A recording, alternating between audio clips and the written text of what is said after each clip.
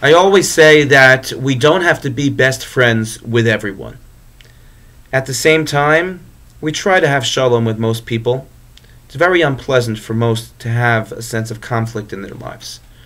So when conflict does come about, as interaction with human beings brings about conflict at times, what approach should we take to try to make shalom, to try to make peace?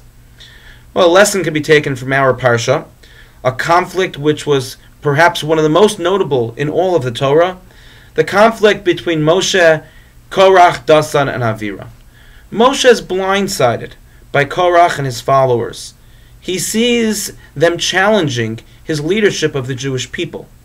And yet, it takes courage of Moshe to reach out to Dasan ve'Aviram.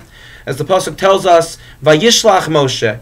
He sent people to go to Dasan and Aviram and to ask them to come to him so that they could all sit down and speak together. Moshe went out of his way to make the effort to reach out to Dasan and Aviram. Their response, unfortunately, was, Vayomru, they responded, Lo na'aleh, we're not going to go up. We have no interest in speaking to Moshe.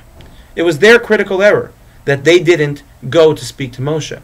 But Rav Simcha Bonim Pshischa wonders if perhaps Moshe could have done something else that would have made his attempt more successful.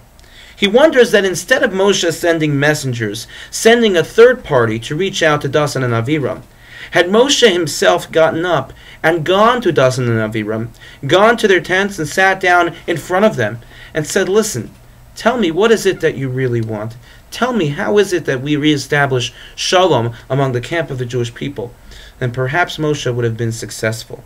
And so Reb Simcha Bonim teaches us that in life, we have to always look for a way to seek shalom, but a way in which is allowing us not simply to sit back, but to go out of our way, to make that extra effort, to picking up the phone, or to sending an email, not simply by relying upon a third party, by a mutual friend, and asking, do you think I can call so-and-so?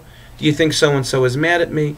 But instead really taking the risk, taking the calculated risk of picking up the phone and hoping that a person will hear the voice on the other side, or sending an email and hoping the person will read the email and will understand the sincerity of the desire to seek shalom in it.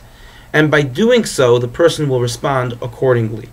That's a lesson that we learned from the conflict of Korach. Unfortunately, the conflict never brought about shalom.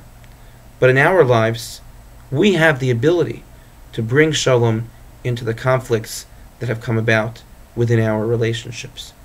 May we be zoche, may we merit to learn these important lessons and try to bring shalom to all of our interactions with our fellow Jews and our fellow human beings.